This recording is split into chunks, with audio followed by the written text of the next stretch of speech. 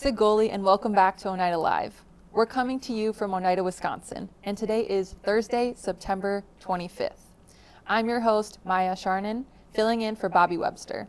Today on Oneida Live, we are joined by Stephenie Muscavitch VanEvery, Wolf Clan Manager from our Cultural Heritage Department. She's going to share how her work helps preserve the traditions and teachings that shape our identity as Oneida people. So Stephenie, what inspired you to work at Cultural Heritage? I've wanted to work at Cultural Heritage since I first knew that a cultural heritage existed.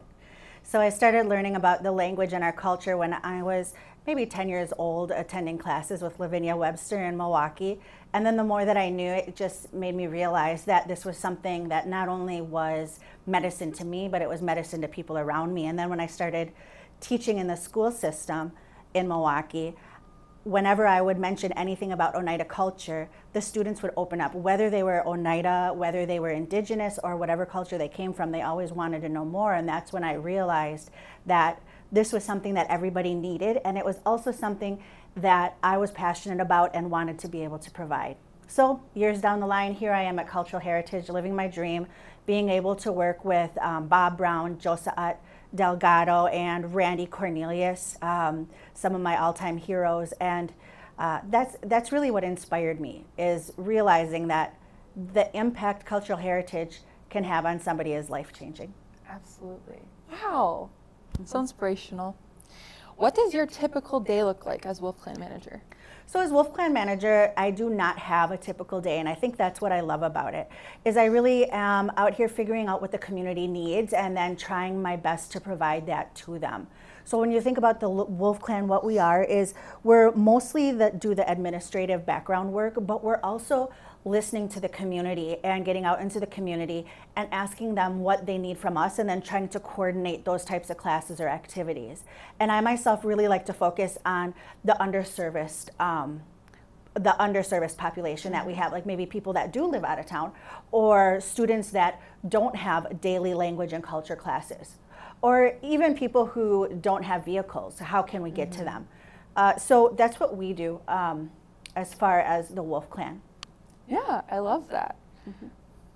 How do you balance tradition and modern tools like social media and digital archiving? It's so important. Yes. So when you bring up the idea of archiving, that makes me think of our archivists. So that's two of the staff that we have within the Wolf Clan, is we have our language and culture archivists. And so it's very important that we know how to keep the information that we gather and the different work that they do. How do we keep that so that it will always be accessible for people in the future as well as today? And how can we make it easily accessible?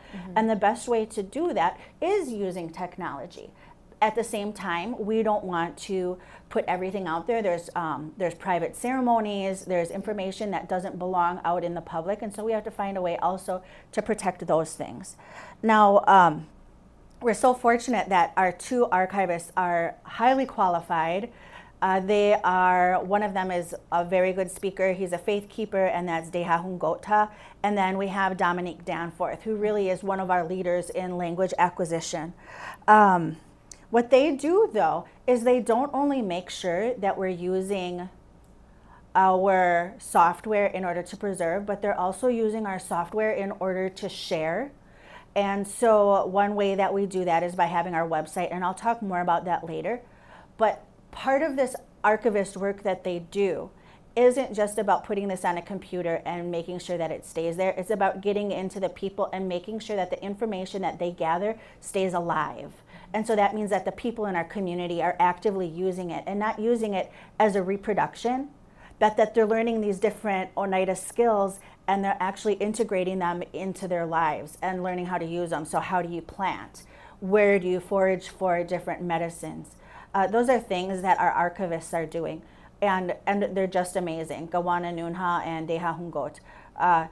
They're very loving, caring, and giving. When anybody asks them for help, they're always there and always saying, well, what else can we do for you? So yeah, so balancing that, it really is a balance, because we want to stick to the hands-on delivery, but also we understand that there's people in other places in other communities that also deserve to hear the information. Absolutely. That's so important to keep carrying on our traditional ways and new ways, like you were saying, to the or differently privileged people. Yeah. Being able to use social media to get out to them. I love that. Is there anything else that you'd like to share that we haven't touched yet?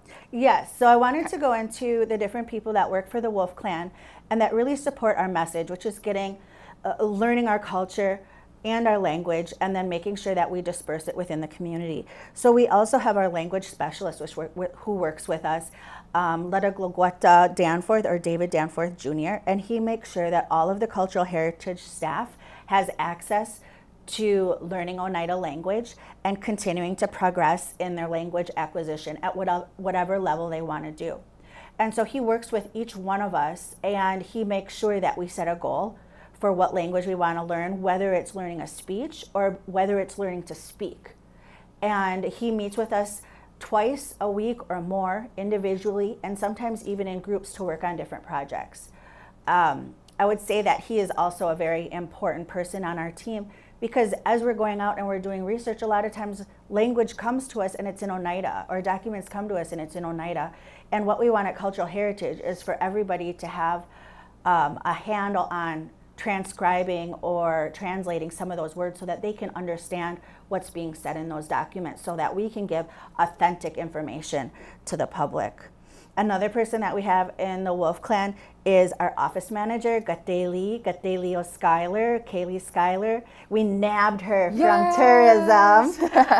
And she's also a great addition. She's our office manager. So she's the first face that you see when you come in. But again, she does a lot of the things behind the scenes, where she helps us with travel. She helps us make sure that we're ready for the different classes that we do. Because that's another thing that I didn't mention, is we also do a lot of classes and a lot of collaborations. So I remember you had Josa on earlier this week, and she had mentioned many of the collaborations that we do.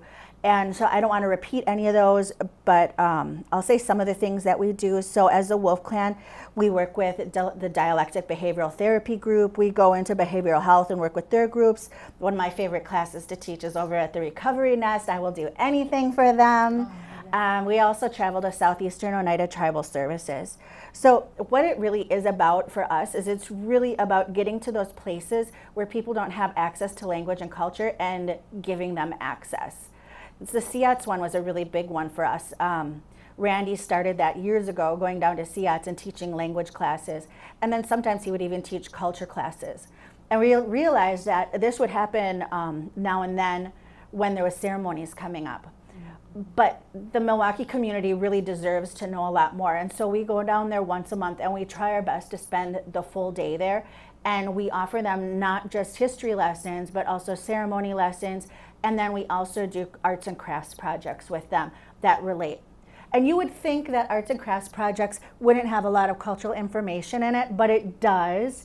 Because as we're going along and we're talking about things, we also talk about, you know, maybe we're making moccasins with them. We go along and we talk about how did we originally get our hide, and then how did we turn it into soft leather? What would we use for needles?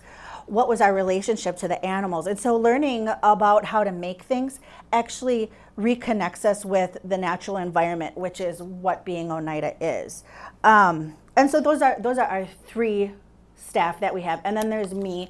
I'm the Cultural Heritage Wolf Clan manager, and I said one time that I like that everybody works really hard and then I bring the spice, but I heard that that wasn't very nice to say. Like, spicy can be taken different ways.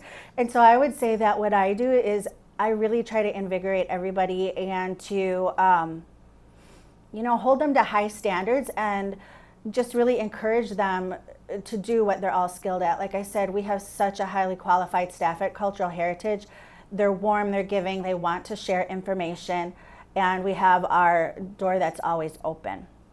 But I wanted to tell you something else too. Yes. Because I brought a project for you. Okay, I'm excited. So remember I talked about people that can't necessarily come to our building or come to functions here, because we do have functions here. Once a month we hold the culture classes out at the Longhouse.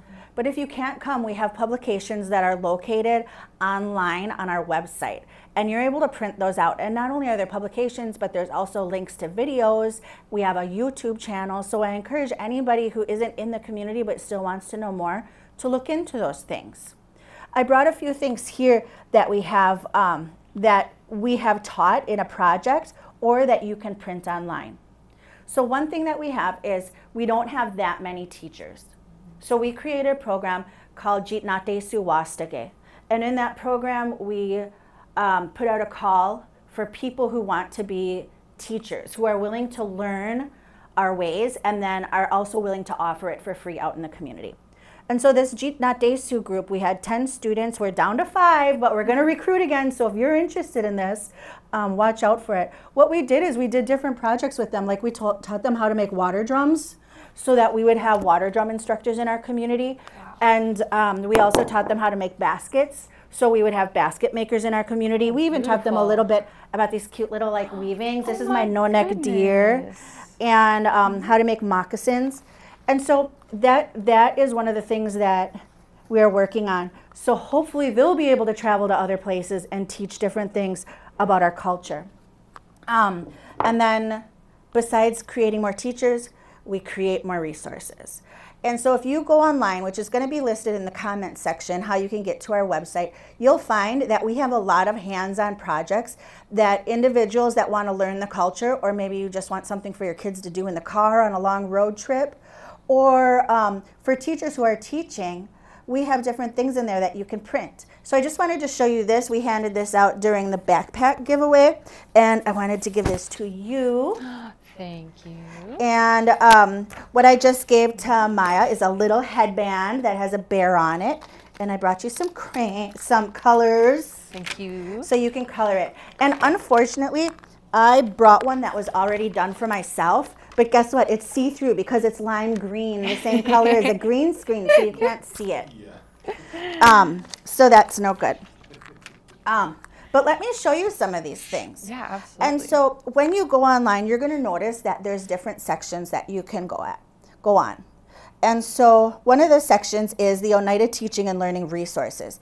And in this part, they have a section called Work Packets.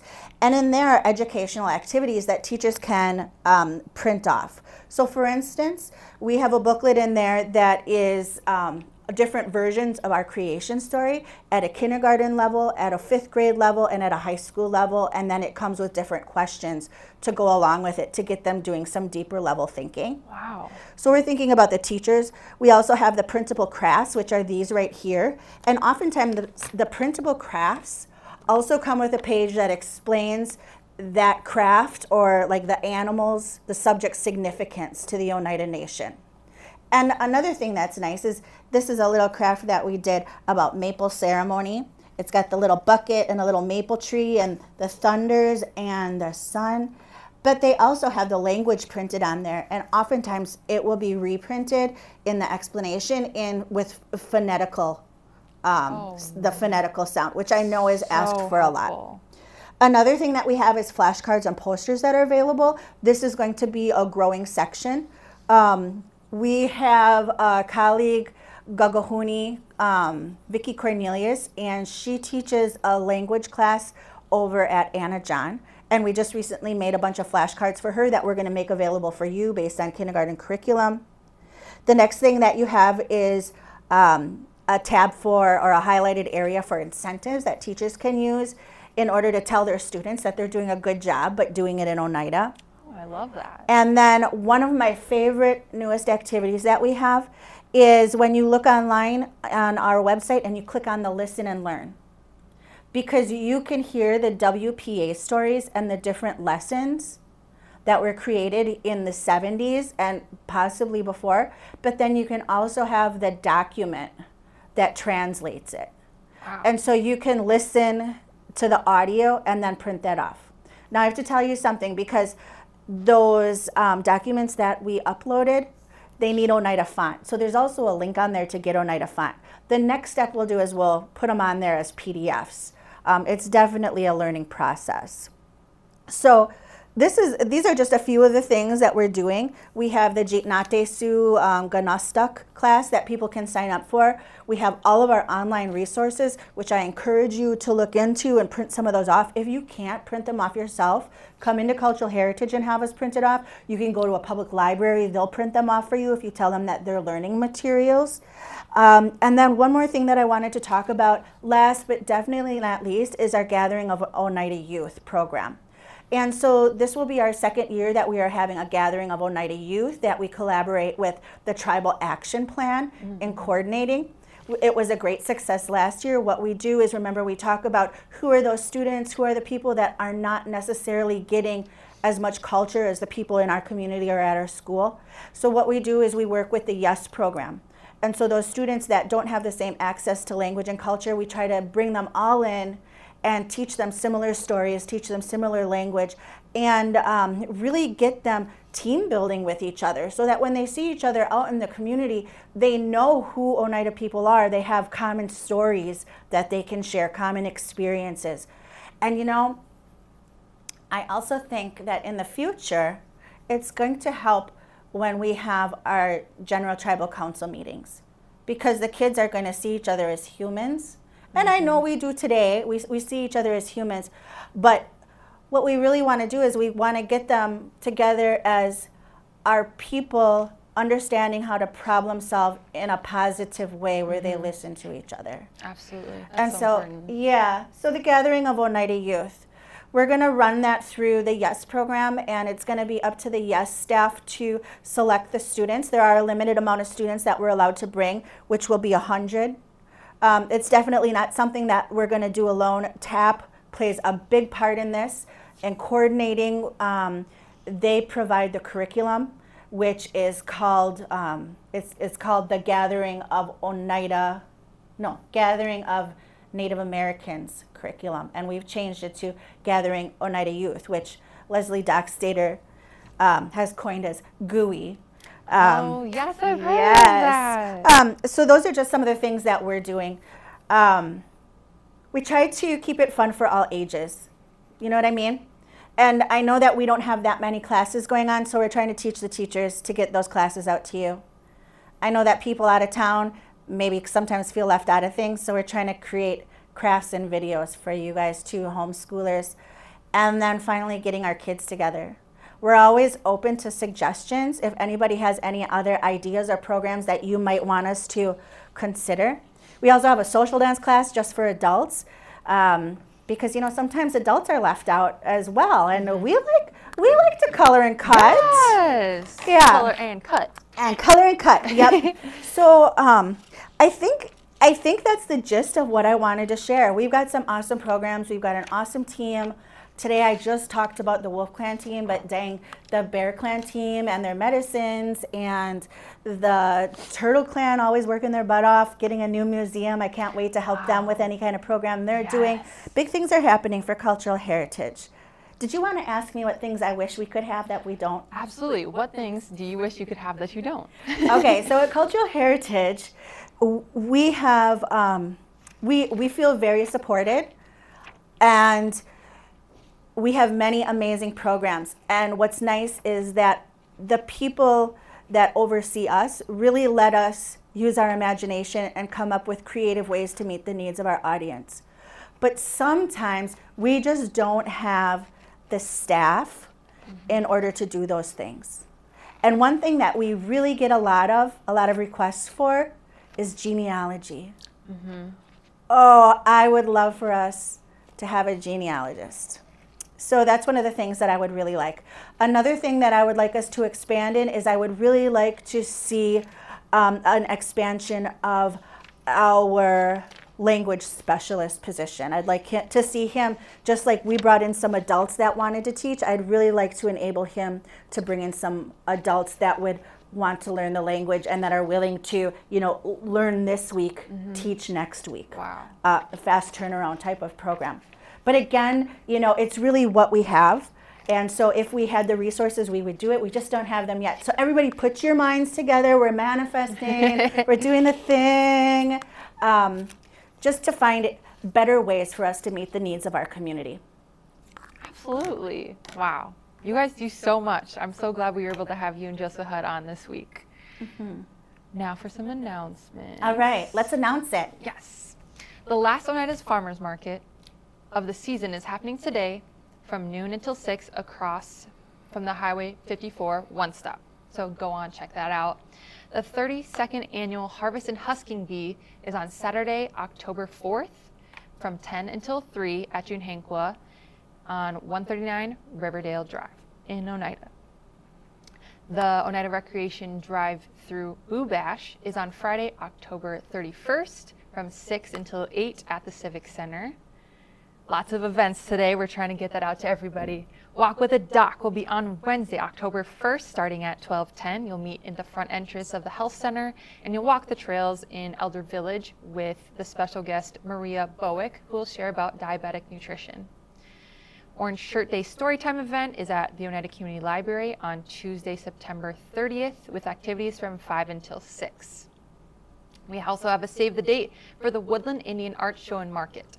That'll be on November 21st to the 23rd at the Oneida Casino Hotel. Ongoing, we still have our parking lot construction. That's going to be going on through the end of October at Norbert Hill Center. The middle lot in the front of the main entrance is still under construction. Shenandoah, the lower lot is closed and employees may park in the Mason Street Casino lot. The front customer lot remains open. We also have it at the Community Education Center. The lot is closed to the public and customers should park next door at Sabrina's Closet. We again thank you for your patience while we're going under construction. If you have any questions, you can reach out to Kyle A. Skenador. Also, the Elder Food Box is this Friday, so go ahead and head over there. We have some really fun things on the menu. And our last announcement is Oneida Live is going to be streaming both on YouTube and Facebook starting on Thursday, October 2nd. So be sure to check that out. We also have our archive going on our YouTube channel. So Yawanko, I want to thank you so much for coming in, Stephenie. I learned so much. And yeah, if anyone has any questions, reach out to you guys on your website or your email. Well, Yawanko for tuning in to Oneida Live. Nogiwa!